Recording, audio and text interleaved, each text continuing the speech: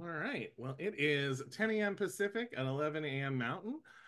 So I think we are going to go ahead and get started with today's webinar. Thank you so much for joining us today, everyone, for another fantastic star and seal solar eclipse activities for libraries webinar. Today's topic is viewing eclipses through cultural lenses. My name is Dylan Connolly. My pronouns are he and they. I am an education specialist at STARNet and the Space Science Institute. And I have been working on getting so many digital resources together for libraries for y'all to help celebrate this really fantastic eclipse. And today we're going to be talking a little bit of a different perspective on eclipses. While we've been doing a lot of discussions in our previous webinars around Western scientific views of the eclipse, today we're going to be talking about different historical and cultural contexts for the upcoming eclipse, which is really, really exciting.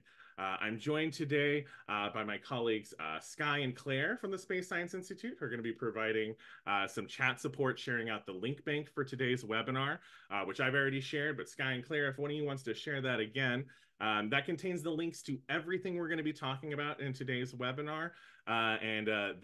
Feel free to bookmark that. That's going to have links to all of the resources as well as the slide deck for today's webinar in PowerPoint, Google Slides, and PDF format. And so you can reference that a little later if you want to use any of these resources that we're sharing out today. I'm joined by Dr. Isabel Hawkins, senior scientist and educator at the Exploratorium in San Francisco, who has graciously joined us to talk about some of these cultural contexts. We'll go ahead and dive in today. So here is the agenda for today. We're going to do a little bit of an icebreaker, which should be really, really fun. And then we're going to be, I'm going to hand this over to Dr. Hawkins to talk about viewing eclipses through cultural lens. I'm going to be sharing out some resources specifically for your library that can help supplement some of the knowledge you're going to be hearing today. And then we'll open it up for a Q&A. And before we get started today, since we are talking about different cultures and cultural context around the eclipse, I want to take just a minute to acknowledge that I am joining today's webinar from the Seattle area, which is the traditional land of the Coast Salish peoples who've stewarded this land since time immemorial. I'm going to share a link in the chat to a website called nativeland.ca. I highly invite all of you to take some time to look at that website, which is heavily researched and is a really fantastic resource for finding the languages, territories, and treaties that affect Indigenous people in your area. So I highly recommend you check that out and learn a little bit something about the history of your area and the Indigenous people who've cared for it. And let's go ahead and move on to that icebreaker. So since we're talking about eclipses today, I thought what better way to get thinking about eclipses and the sun than thinking about what solar feature you might feel like today. So are you feeling, feel free to answer this in the chat. Make sure that the 2 is set to everyone so everyone can see your answer. Are you feeling like a sunspot today? Are you relatively cool, calm, and collective, embracing change?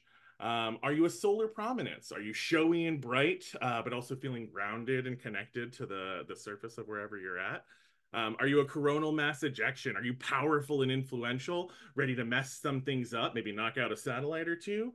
Or are you the sun's corona? Are you feeling gassy and sassy, and you won't let anybody's shadow dim your light?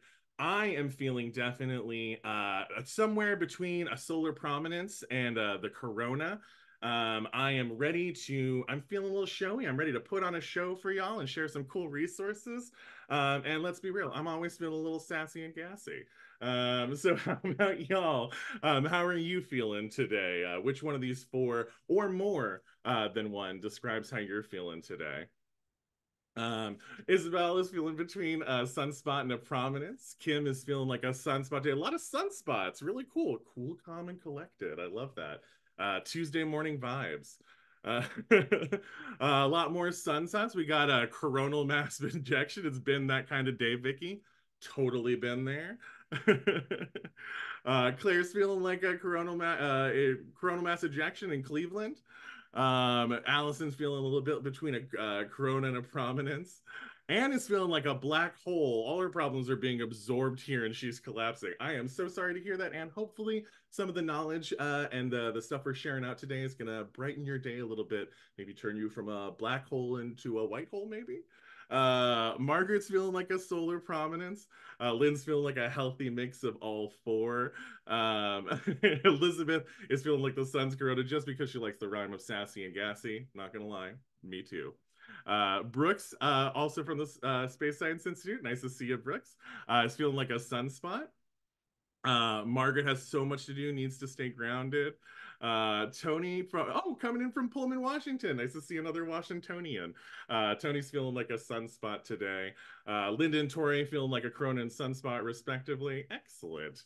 Well, thanks. I hope that got you all thinking about your place, how you're feeling today. So much of cultural learning is about understanding your own positionality, your own ability to engage with certain things. So I'm glad that everybody was able to take a little minute and think about how they're feeling today before we dive into the bulk of today's webinar. On that note, I think we're going to move on, and I'm going to go ahead and hand this over to Dr. Hawkins to get started with her presentation about viewing the eclipses through a cultural lens. So I'll turn it over to you, Isabel.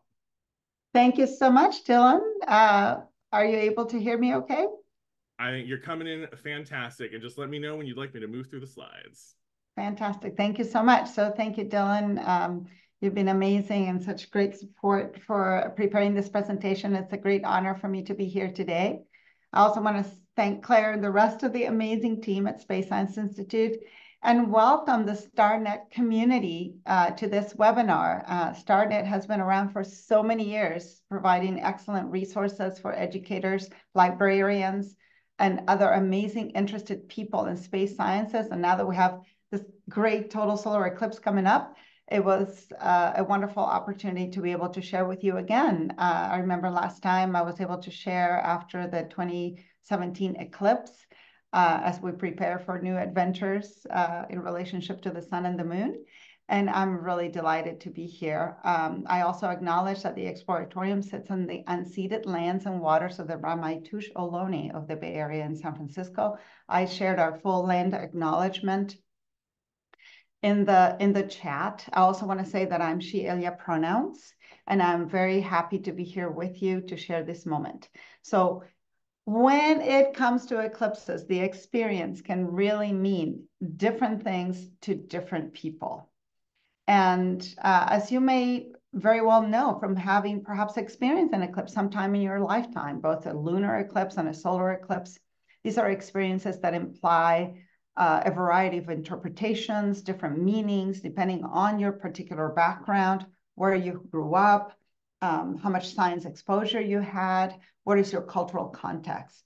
So how we perceive eclipses is truly culturally dependent. And I was able to learn more about this cultural dependence and the various ways in which people enjoy eclipses by working with Navajo astronomers this past October 14, 2023, when we had the annular eclipse that went through the Southwest US, all the way down through the Yucatan onto the Atlantic. And that was a wonderful experience for me because what I really understood is that it's not just about viewing eclipses. That is so limiting. And also for people who have certain challenges or special needs, especially when it comes to vision. Some people may not be able to actually see eclipses, but we can all experience eclipses. And the cultural experience that the Navajo shared with us was very particular to their protocols and their land. And we learned a lot about that, and I will share some of the details with you later. But what I wanted to do by showing the next slide, Dylan, is to dive in right away into a few things to remember when working cross-culturally.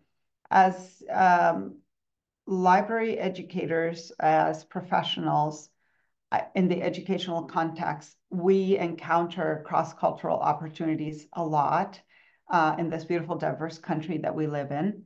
And so I wanted to share just under kind of like 4 categories, some of the things that I have learned by working with many different groups of people from around the world, especially indigenous groups from various parts of this planet, including Polynesia, Australia, you know, of course, Polynesia, including Hawaii, the American Southwest, Mesoamerica, and Latin America.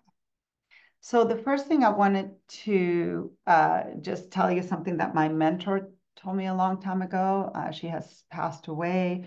Her name was Rose von Tatter Imai. I honor her spirit here today. She was Tuscarora and Cherokee.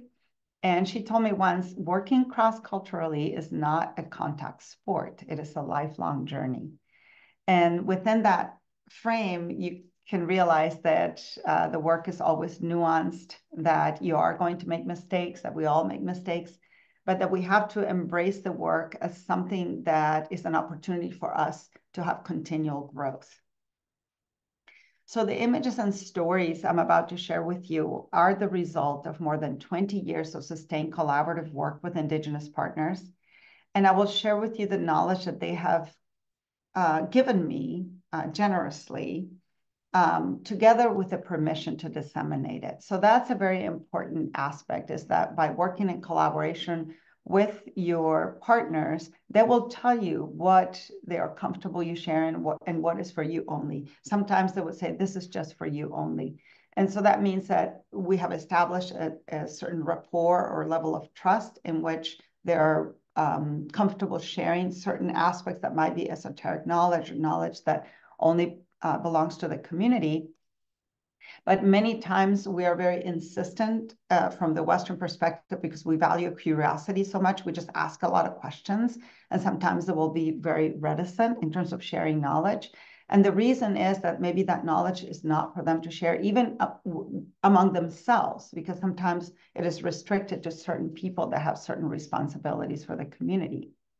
So the main thing is that I ask you to think about these 4 aspects. One is to learn about yourselves, your community, and your context, community or communities.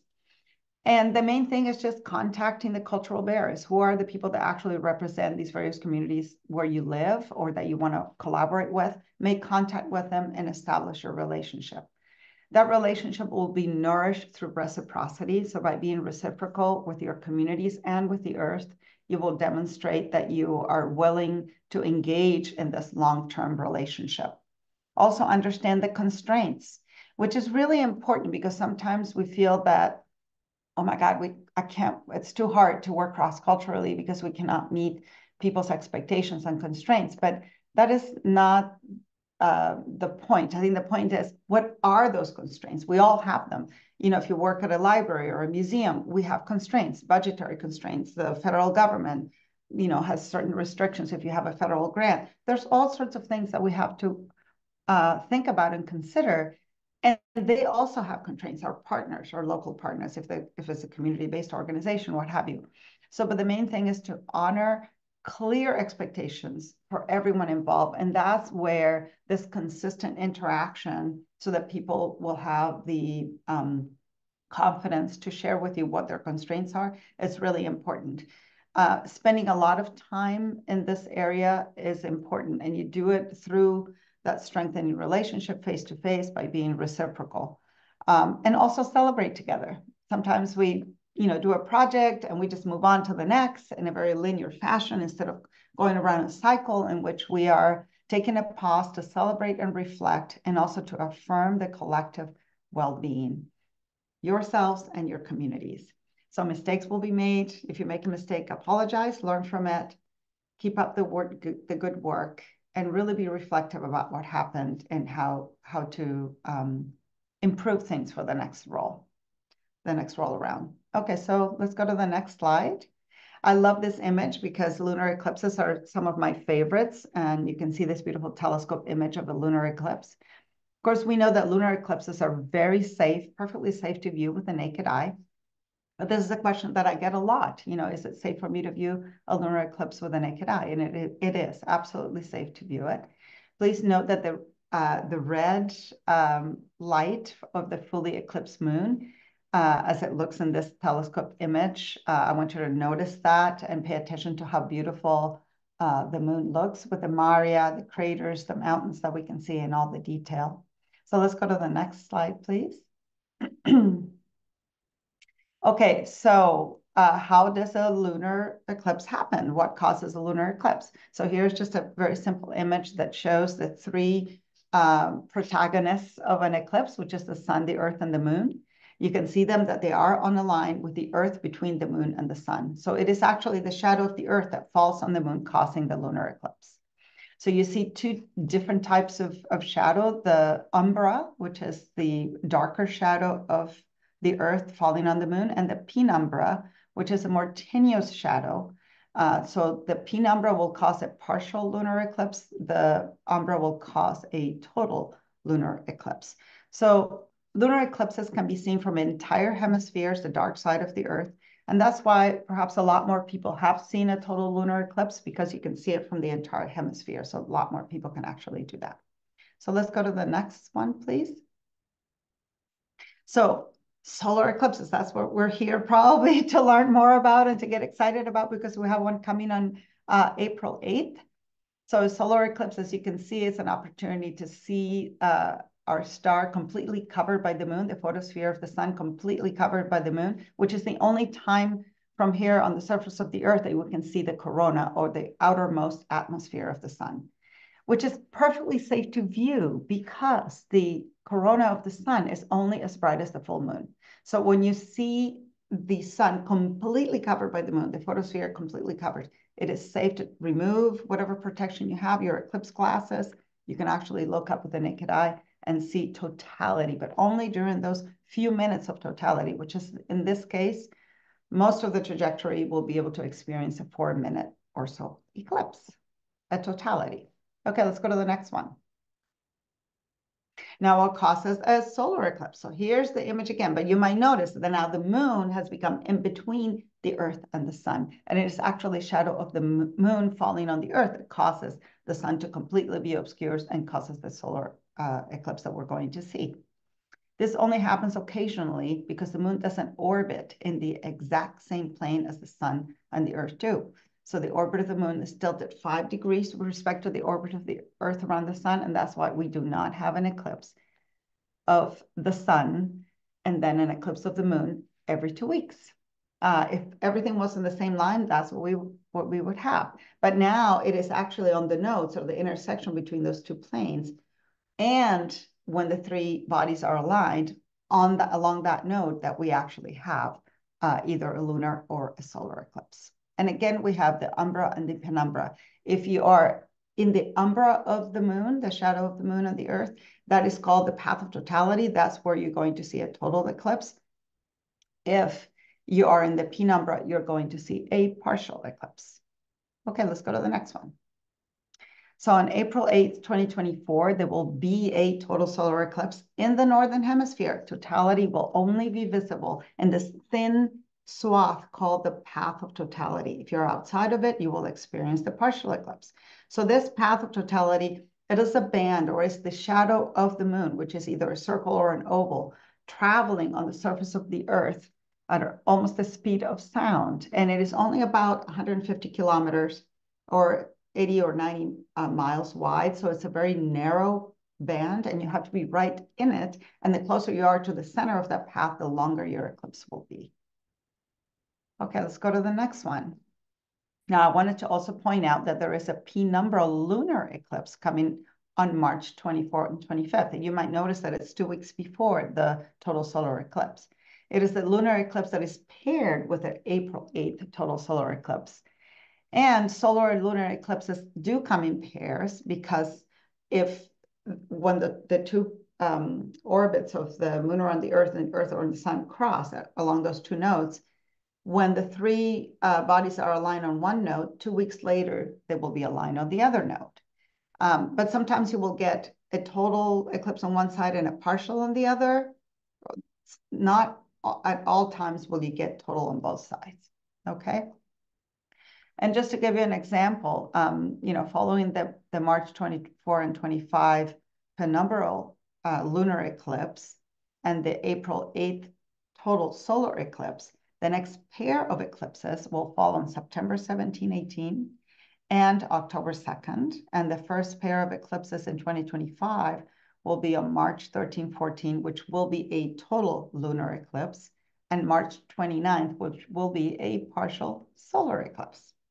So the paths of the sun and the moon on the celestial sphere cross each other at that angle of about 5 degrees and have those two intersections called the nodes. When both the sun and the moon move near the intersection at the same time, the two bodies are almost on the same line in space. So the moon will block the sun as seen from the Earth, causing a solar eclipse. And similarly, the Earth's shadow cast on the moon when the Earth is in the middle between the sun and the moon, near that intersection, will cause the lunar eclipse. So I love this website called timeanddate.com. They have lots of excellent information about time zones, et cetera, but they also have a great section on eclipses and what's happening in the sky. So I recommend that if you want to, for example, know the exact time of eclipses locally in your town, you can put your town and just get the list of upcoming eclipses. It's really good and reliable. Okay, let's go to the next one, please. I wanted to share with you a story of a group of Indigenous women and some astronomers as well, both from Indigenous and non-Indigenous backgrounds, that we gathered together as part of what we call the Mother Moon Project to observe a total lunar eclipse that happened on November 8, 2022. We're actually in Mexico, in Chiapas, where we were able to interact with Maya astronomers and Maya knowledge holders, especially women. And I just wanted to share with you this experience because, you know, and I'm a volunteer for this organization, and that's why I was there. But I wanted to point out the cross-cultural aspect of this group. As I mentioned, we were in Chiapas, Mexico to observe the eclipse, and we have representatives of Pueblos of New Mexico, the Navajo Nation, Zapotec women from Oaxaca, Mexico, and Maya women from Guatemala, Yucatan, and Chiapas, as well as non-Indigenous women astronomers. The participants followed their own cultural protocols and perspectives to observe the eclipse, and some of them chose not to view it during certain times, utilizing their own traditions. And that speaks to the protocol that we'll get into a little bit more deeply later on when I talk about the annular solar eclipse that we had along the Navajo Nation, because the Navajo have very strict protocols when it comes to viewing eclipses. So it was a wonderful time to be together under this clear sky, and the entire lunar eclipse was experienced by most of the women. And I, frankly, had never been outside for an entire eclipse from the very beginning to the end of a lunar eclipse. So we had binoculars and green lasers and other things for us to view certain things. We were able to see Orion's nebula. It was really wonderful, and the craters of the moon. But what was truly amazing to me is that shared experience among this group and be able to be together and to talk story, which is the most powerful to me way of learning about science, about life experiences, and about cultural protocols. Okay, let's go to the next slide, please. Now, I also have worked with Maya groups in Guatemala, doing workshops to use microscopes and telescopes. And we call this workshop Observing with One Eye on the Heart of Sky and One Eye on the Heart of Earth. And that comes, it harkens to some of the origin stories of the Maya and the Popol Vuh, which talk about the heart of sky and the heart of earth. And the Ceiba tree as being the connecting tree of life, or axis mundi, that connects all the realms, the realm of the underworld, of the ancestors, the realm of the earth where we live now, and the realm of the upper world, of the deities and other important places where Maya astronomy and Maya culture are actually developed and continue to be developed. Now, I put this warning here: never observe the sun with a telescope or binoculars, because I don't want you to think that we were looking at the sun. We're actually looking at the moon. You know, if you have a telescope with an H-alpha filter or some kind of a special filter to be able to look at the sun, neutral density filter, then it's okay. But you have to know that those filters are good and appropriate. And the same thing, if you have a pair of eclipse glasses, you can, of course, look at the sun at any time, not just during eclipses, using your eclipse glasses. But if you do not have proper protection, you can actually burn a hole in your retina, and it could lead to blindness. The reason why we can easily just forget about it and start looking at the partially eclipsed sun is because we have no nerve endings, no nerve sensation, so we don't feel pain in the retina. And of course, when you try and look at the sun on a regular day, it's so bright that you just go like that and you're not going to be able to do it. Your own body tells you not to do it. But when the sun is mostly completely eclipsed and you have a tiny bit of photosphere available to see, you might just say, oh, it's okay now. I can look at it. It's not that bright. Don't do it, because that is any part of the photosphere is way too bright for you to be able to look at it directly without proper protection. It's only when the sun has covered the moon completely and you're under complete totality, when you only see the corona, that it is safe to look with the unaided eye. So, but I just wanted to point out that in this collaboration with my colleagues in Guatemala, we did these observation workshops, and people were really amazed to see the moon using various telescopes and binoculars, and also starting with our own eyes. And even though the moon is most apparent in the night sky, you can also see it during the day, as many of you already know. And the moon is always safe to observe with a telescope or binoculars during the day or during the night, since the light of the moon is not harmful to the human eye. And each cultural group decides how and when they want to observe the moon, following their own cultural protocols, especially when it comes to eclipse. So let's go to the next slide, please. And also, this is an example of how people across cultures are using multilingual resources to enhance the experience of eclipses and of astronomy in their own communities. For example, this is a book written in the Quiché Mayan language. And I was very happy to see that many of the knowledge that still exists in their community is being shared with their younger generations in their own language. So let's go to the next slide, please. Of course, I've been in collaboration with Maya scholars and knowledge holders for the past 20 years, and I'm very fortunate to have learned a lot from them. And there are many sources of information about cultural astronomy or Maya astronomy that come from the academy, academic knowledge from universities, books, and articles. You also have the oral tradition that is still being curated by the Maya knowledge holders themselves.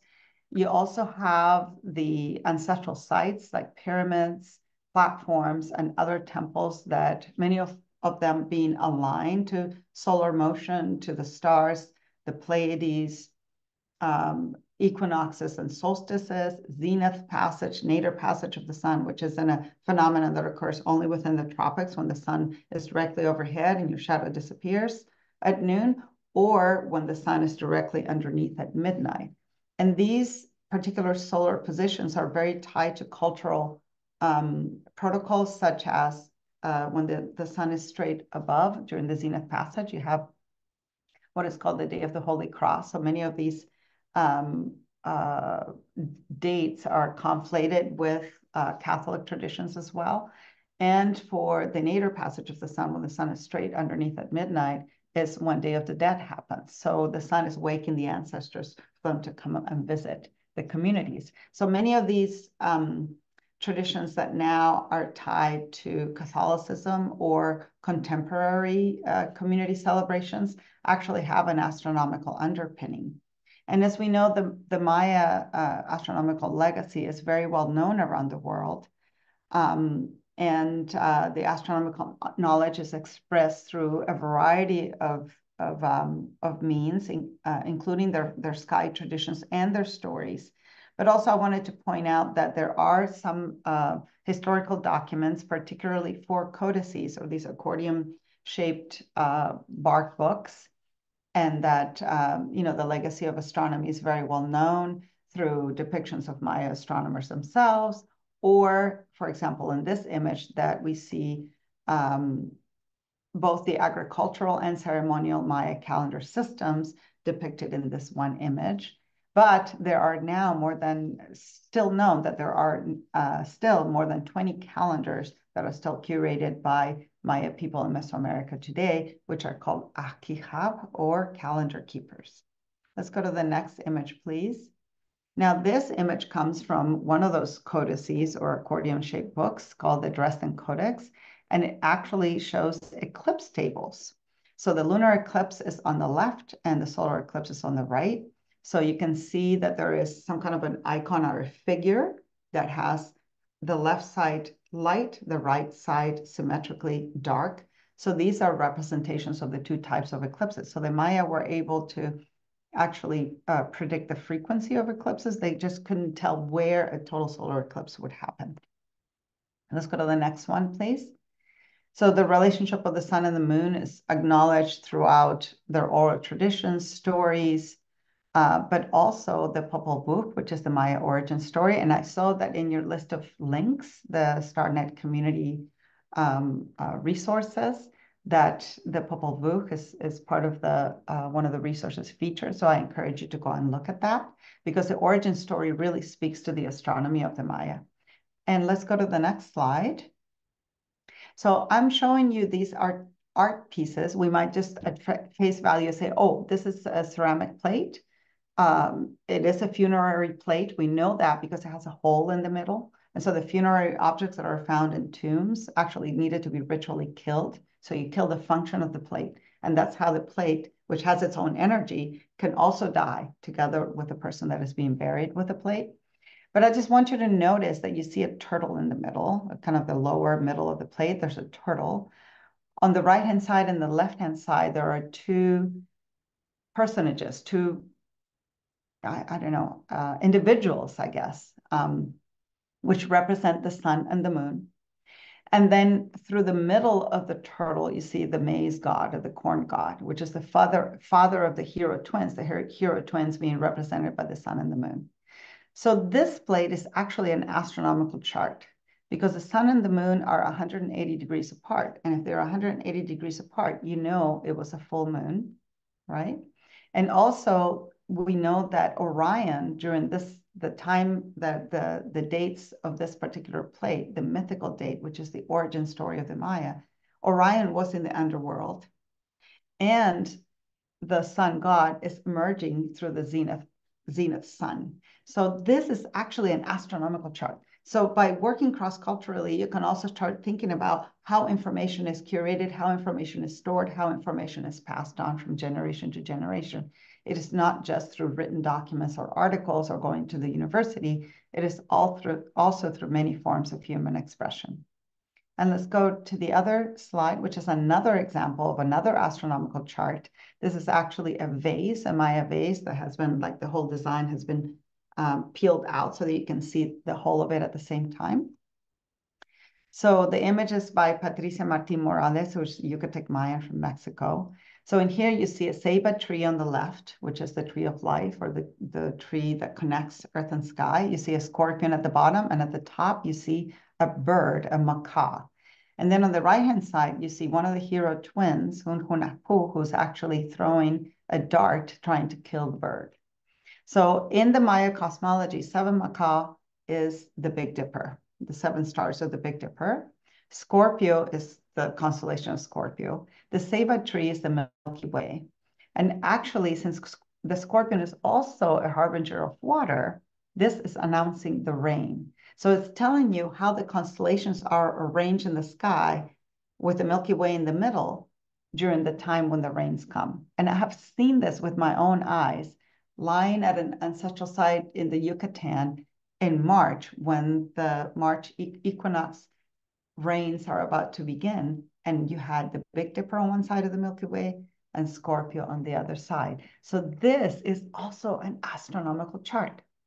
Amazing, right? So it's just like, whoa, it just blows your mind to think how you can store and transmit knowledge in ways that are so creative and so beautiful. But we have to kind of like take a step back from our own filters and our own personal experiences about how we have acquired education and how we value education, to also value other forms of cultural expression that also share knowledge, scientific knowledge. Okay, let's go to the other one. Okay, let's go to our total solar eclipse coming up. I'm so excited, and I'm just like terrified because I have so much to do, because the Exploratorium is going to be doing a live webcast from Texas. So I'll tell you a little bit more about it. Anyway, a total solar eclipse is one of the most memorable experiences in your life. So how many of you have seen or experienced a total eclipse? Put it on the chat. Put it in the chat and let us know which one you saw. I saw two, one in Turkey in 2006 and the other one in Casper, Wyoming in 2017. And then for the 2019, the one from Chile, I was actually at the Exploratorium, even though we did have telescopes there. Let's see what y'all are doing. I see that you got excited. 2017, lots of them in 2017, right? That was the Great American Eclipse. This will be the second Great American Eclipse, so maybe you'll get a chance to see it too. That's fantastic. Okay, so we're going to have two transmissions. The Exploratorium and NASA are going to be doing live transmissions, one from Junction, Texas, and the other a little bit earlier on the path from Torreon, Mexico, in Coahuila. Okay, the next slide is right here that shows how we can observe the eclipse in a variety of different ways. And these are kind of like our high-tech and cool ways of seeing solar eclipses, not just from Earth or from other parts of the universe. I want to point out that we're seeing the shadow of the Earth on the upper left on the International Space Station. You see that oval in there, the shadow of the moon on the Earth, excuse me. Then the same thing from the Mir space station on the upper right. You see the shadow kind of look right at the edge of the terminator there, of the edge of the Earth. You see the shadow of the moon.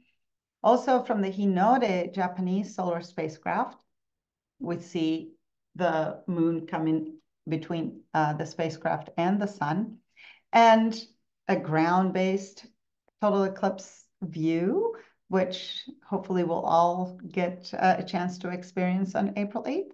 And then my favorite, the one on the lower right, is actually the Mars Perseverance rover seeing a solar eclipse as the moon Phobos, Martian moon Phobos, crosses in front of the sun on August 2022. So that's pretty cool. All right, let's go to the next slide. And let's talk about eye safety for this upcoming solar eclipse. Okay, so during the total solar eclipse, and only during totality, when the moon completely covers the photosphere of the sun, we can look up at the fully eclipsed sun and see the corona. It is safe to do so because the corona is only as bright as the full moon, so it cannot hurt our eyes. But during the partial phases of the total eclipse, before and after, and also during an annular eclipse, which is, after all, a partial eclipse at all times, we should never look up at the sun without proper protection. So I just kind of put in this image when you can look without protection during totality and when you need to protect yourself or view it indirectly. So let's go to the next slide that talks about those indirect views and also using your eclipse glasses. Now, to safely view the partial phases of any solar eclipse, you can use these indirect techniques called pinholes. Or also, if you have a pair of eclipse glasses, you can look up directly. But I think it's actually really fun to use shadows and pinholes to be able to look at the sun indirectly. In our Exploratorium website, which is also listed in the resources that Dylan shared with you, you can find lots of trusted sources where you can get solar eclipse glasses, or that shows how to create the various pinholes and how to use your colanders and create your cross finger pinholes, or look at the pinholes that are created through in between the leaves on a tree, which is the image on the left here. And I was blown away by the annular eclipse because seeing those rings between the leaves really made it clear to me how our ancestors would have known that there was an eclipse happening, even though during an annular eclipse and a partial eclipse, the environment doesn't change that much. It's only during a total solar eclipse when your environment will change perceptively. But then understanding these changes in the shadows is what would have given our ancestors the clues. Let's go to the next one. I spent this annular eclipse that happened on October 14, 2023 in Valley of the Gods, Utah, so Navajo country. And it was really a special time. And an annular eclipse is also so cool. It just blew me away. I really didn't think that I would enjoy it that much. It was sort of, oh, it's a partial eclipse. It's not as good as total. It's truly fantastic. Okay, let's go to the next slide. And here shows our production. The Exploratorium did the live transmission with NASA as a partner. And we were in this amazing cultural region that includes heritage from the Navajo Nation, the Hopi tribe, Ute Mountain Ute Indian tribe, Wintai and Uri, Ute Indian tribe, Zuni, and other pueblos of New Mexico. So the cultural context was extremely rich. And so we did many different cultural resources that we shared with people to give information that really came through partnership. And the partnership that I want to highlight is in our next slide, our featured collaborators, Doctors Nancy Maryboy and David Begay, who are Navajo astronomers and have an organization called the Indigenous Education Institute, who was our main partner in helping us share their knowledge and their cultural protocols about not viewing the eclipse. Many Navajos will choose not to view the eclipse. They go inside the hogan and tell star stories and spend the whole time reflecting about the cosmos and astronomy. So it is a different way of experiencing the eclipse, even though it's not the same way as we want to experience the eclipse, but it's also very valid and very rich. Let's go to the next slide. We also work with a local Navajo and Arapaho young woman who made those beaded medallions to explain the trajectory of the from partial to annular to partial eclipse again. And also, I just showed you here on the right how through a pegboard, you know, like those things that you put in your garage to hang your tools, that's another really good way of creating pinholes. And look at those beautiful rings that were created through the pegboard and also what we saw through leaves. And since we were in the desert and we didn't have leafy trees, I just went to Amazon and I bought a bunch of ficus fake leaves. You can see them on the table there, those branches, but they worked really well to help us showcase the pinholes through the leaves. Okay, let's go to the next slide. So by working with our Navajo cultural bearers, they shared with us that the Navajo worldview of the universe is truly observation and place-based knowledge. So it's really relevant to their place that they have been living for generations. And that knowledge lives in their traditional language, their native language, that they focus on process or a world in motion, and that they value the interrelationship of all things. And so based on our understanding of what their priorities were and what they wanted to showcase with their own community members and with the world about the Navajo worldview of the universe, let's go to the next slide.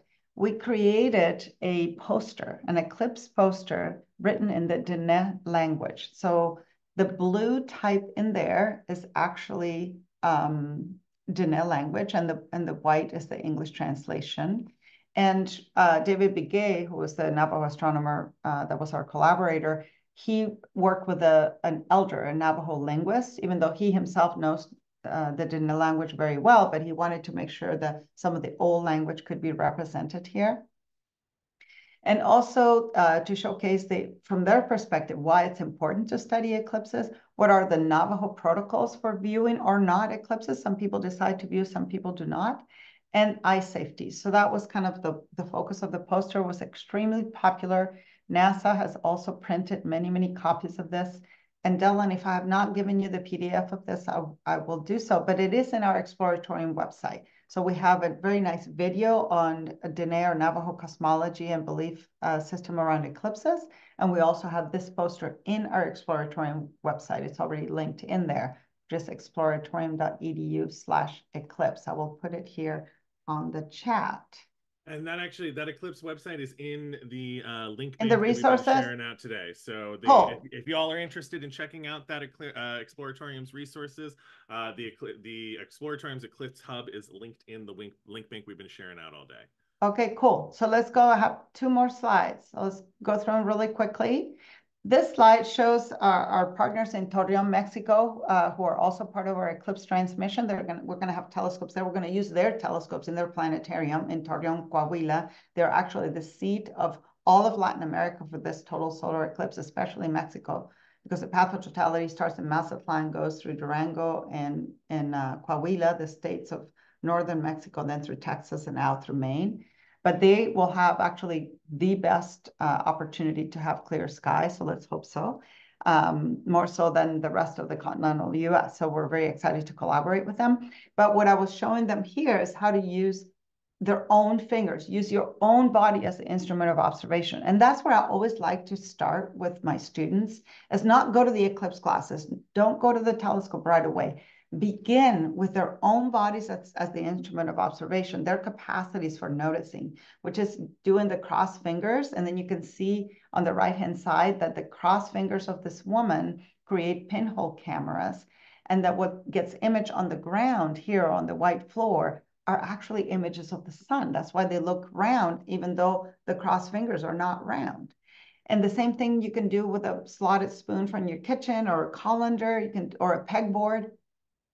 And then during the partial phases of the eclipse, instead of seeing round images of the sun, you will, of course, see wedges or the partially eclipsed sun. So it's very, very wonderful to begin with the students as the instrument of observation, but of course, looking down, not looking directly up at the sun, and then introduce other things like the eclipse glasses or the telescope or other technologies.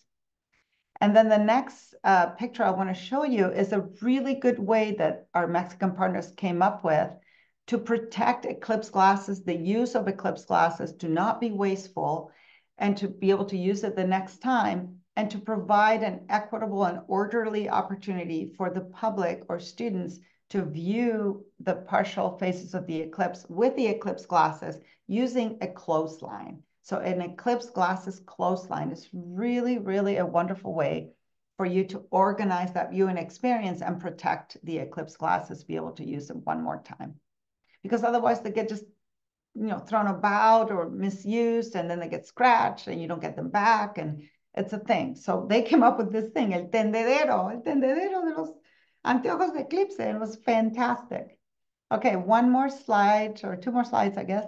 I want to point you to the science snacks that the Exploratorium does for Eclipse. Again, that is also on our website. Those are teacher-ready, teacher-tested activities related to Eclipse that are using very everyday materials. And the last one is just to give a plug again to our website, but also we have a free app, both for Android and iOS, called Total Solar Eclipse. So just get that app. That's the icon there, the little yellow thingy.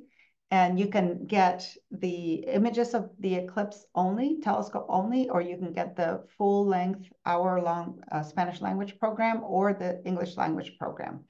And so if you want to do your own interpretation of the eclipse as the live images come through, if you're not on the path of totality, or even if you are, because the images we provide are amazing, and all different filters. And we also talk about NASA science, etc. But if you wanted to just use those, go to our website, because you could even get the coordinates of our satellite and bring it directly, beam it directly down to your library to show the public. All right, that's it. Last slide, and then we say goodbye. And questions, or whatever Dylan wants to do. Thank you very much, everyone. Thank you so much, Isabel. These are such fantastic information and resources you've been sharing. I'm going to be sharing out just a few resources for your library. We're bumping about 15 minutes left in the webinar, so I'm going to go through this a little quickly so we can make sure we get to a Q&A section. But we put together a ton of resources specifically around these cultural connections, but I also want to invite you to explore the STARNet website at starnetlibraries.org, and our community website at community.starnetlibraries.org, which has all of our blogs, where we have tons of SEAL resources for you and Eclipse resources to help your library.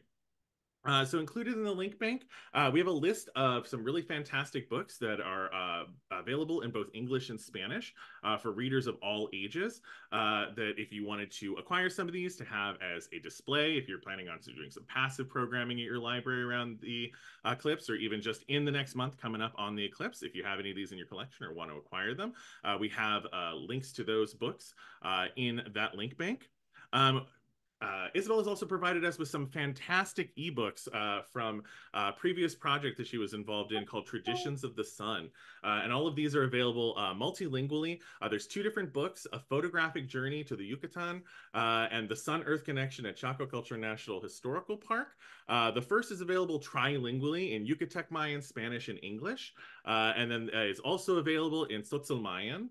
And then the second book is available in English and Spanish. And we've actually uploaded those to our servers, and we've made them available for free. They're linked under the ebooks and PDF section in the link bank that we've been sharing out. Really, really highly recommend those. And these are NASA Exploratorium. Isabel, can they use these images that are included in the books for programming and anything like that? So these are everything in these books is also yours to use if you wanted to use this for some cultural programming around the eclipses. Just credit us, credit the copyright, UC Regents and NASA, please. Also included in the ebooks and PDF section is the SEAL Eclipse guide that we've actually put together for the 2023 and 2024 eclipses. I know Isabel was talking a lot about safe viewing the eclipses, pinhole projections, all of that kind of stuff. That booklet actually has links to all sorts of information, including time and date, so you can find exactly when the time of totality will be if you're on the path of totality. You can also, there's links to an eclipse simulator in there, so you can actually see what percentage of totality will be available in your zip code. And that booklet is available in both English and Spanish, and has printable, tearable pages for things for your patrons and visitors and learners that you can use that is all available for you. Highly recommend checking out that guide. We are also have Isabel was mentioning the story of Seven Macaw and the Seven Macaw's like villainous conflict with the hero twins and the Popol Vuh, the Maya origin story. We also have these pinhole projectors that are printable Maya constellation cards that can actually be used as a pinhole projector for viewing the eclipse. Those are also available in English and Spanish, and that link is also in the link bank. We also have some resources if you are interested in learning more about some of the Mayan astronomical legends and the origin myths that Isabel was talking about. I've included in a link in the link bank. Native Skywatchers is a really fantastic group of indigenous astronomers and astronomy enthusiasts. And back in 2020, they actually did a fantastic virtual event on Mayan astronomy, which includes a hour-long or a 2-hour-long, actually, digital presentation that has information from indigenous scholars on the Dresden Codex, Mayan eclipse cycles. It all even has a talk from Mexican and Mayan astronaut Jose Hernandez, and an accompanying PDF booklet that has a ton of information about the Mayas' understanding of the sun. And what's fantastic about this is, you know, one of the things that I think is important when you're dealing cross-culturally, especially with indigenous folks, is it's easy to think of indigenous folks as historical or people who lived entirely in the past. But as you can see from those knowledge of the traditional knowledge of the sun books, and in these talks, especially from Native Skywatchers, the Mayan people are still around. There are many Mayan languages that are still being spoken. The Mayan people are still thriving in Mexico, and that's true for indigenous people all around the world, and especially in North America. So if you want to familiarize yourself with some of those stories and how they relate to astronomy, you can check out that Skywatchers event. There's also a really fantastic animated documentary that I've actually watched quite a few times about the Popol Vuh, which is that Mayan origin myth. It is available if your library is a subscriber to the Alexander Street Academic Video Online platform. There's a link to that in both English and Spanish. And there's also an English version that it's slightly lower quality than the Alexander Street version, but somebody has uploaded that to YouTube as well in English. So that's really fantastic. It uses, that documentary uses is animated directly from Mayan art. It is narrated actually by an indigenous narrator from the Yakima up here in the Northwest. So really, really fantastic documentary, fascinating in its own right, but especially in relation to some of the things we've been talking about today with the Mayan understanding of the skies and astronomy. Our friends at Night Sky Network have also put together a really fantastic set of slides and cards from their Eclipse Ambassadors program called Ways of Knowing Eclipses Around the World. And that is printable cards. It has back and front for each slide or card that explores eclipse stories from all around the world. stories from Mexico, Uganda, Korea, Chile, Scandinavia, many North American native groups, and more, and has information about how many different cultures view and experience the eclipse. We also just recently had a webinar entirely dedicated to bilingual Eclipse resources in both English and Spanish. We put together through STARNet, through the SEAL project, through the Solar Eclipse Activities for Libraries project, a ton of resources in both English and Spanish. So we have a link to that webinar in the link bank, a recording, a link to that link bank to that webinar is also in our link bank, which has many different resources that we put together in both English and Spanish. We also have a collection of if you have perused our STEM activity clearinghouse before, we have a collection of solar eclipse and solar science activities, all of which are available in both English and Spanish.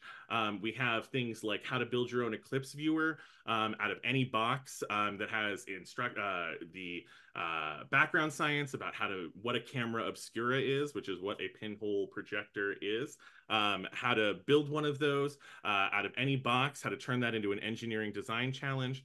We have demonstrations about things like how to demonstrate solar energy with water bottles and balloons, how to create we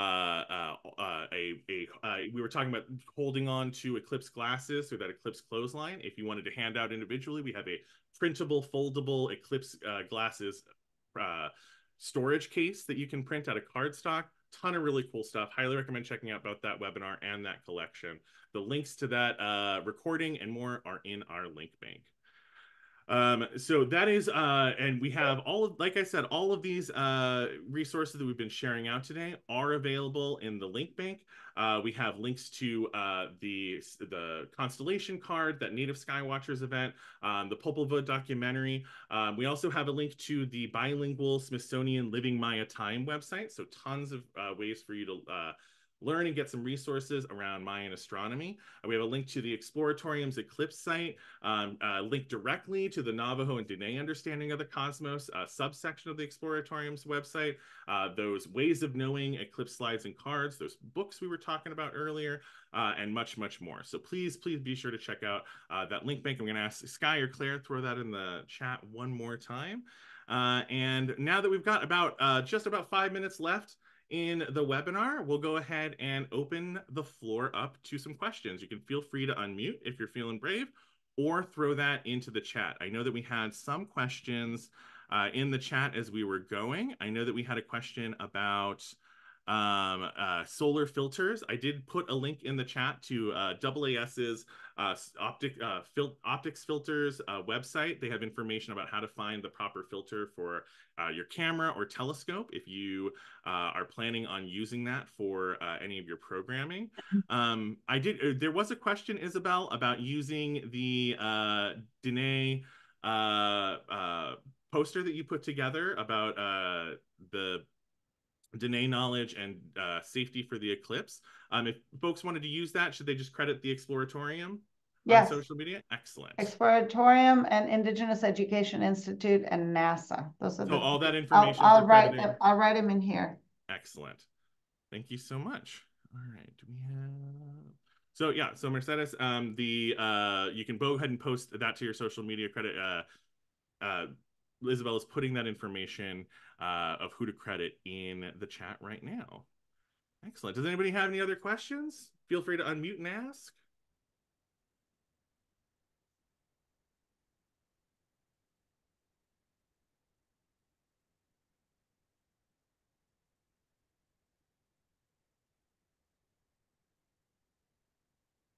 Oh, and was supplied with a sun scope as well as a telescope. Excellent.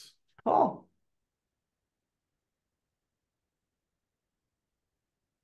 Let me which.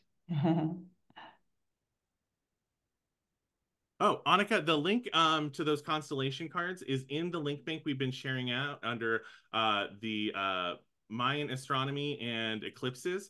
You'll see that there's a link into both the English and Spanish versions for that 7 Macaw constellation card.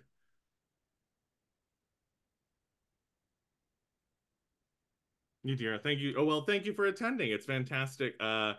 thank you so much for joining us, and we're glad that you found some of these resources useful.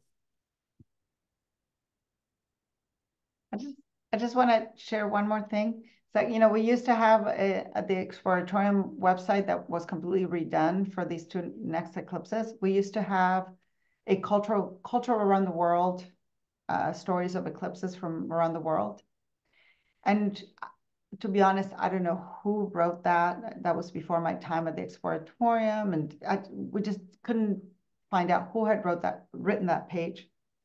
It was, as if you go to the internet and you find all these cultural stories and you just put them down, whatever sounded good. There was no source information, no authorship. It was not done in collaboration with any cultural representatives. It was an embarrassment, right? This is the Exploratorium. We said, this has to come down. It has to come down right now. So we took it down. And then we said, okay, what can we do? So what we decided to do, which we are still working on because we're taking our time. If you cannot do it right, just don't do it, right? That's another lesson. But and doing it right means in partnership with people who are the cultural bearers. So what we decided to do is, okay, the Exploratorium has gone to various parts of the world since 1998 to do live eclipse webcasts. Let's work with those partners, find their stories, and whatever story they want to tell. If they want to tell a cultural story, great. If they want to tell their own personal story about how they experienced the eclipse, great. It is up to them, self-determination. Let them tell the story as they wish. We will collaborate with them so that we have our writers and editors and illustrators and things and then have them check the story, approve the story, have their picture, their little bio, a quote. That's what we decided to do. We're not going to have just any old story. I mean, I'm looking at this amazing Anishinaabe perspective, but we have not been in Anishinaabe country. So why should we put that story in our website? So that was a big kind of taking stock, thinking about it, trying to understand where you made the mistake, how was it made, and how can we do it better? So I just wanted to share that story because it's very personal, right? And very personal to our museum. And it was a great lesson learned and something that we had to retract. So sometimes you have to retract. So thank you for listening. Thank you, Isabel. And I think that's a great lesson, especially as we're thinking about libraries and your community. It's important to remember to, you can reflect your community, reach out to your community and tell the stories that are relevant and specific to your community by partnering with those who want to tell their own story in your community, which I think is an important lesson. We can all learn, not just in libraries, but throughout life. So we are just a couple minutes over. It looks like the questions have dried up in the chat, so I want to thank everybody for taking the time and joining us today. We hope you enjoyed this information. Obviously, we're just scratching the surface of how to do cultural sensitive programming at your library.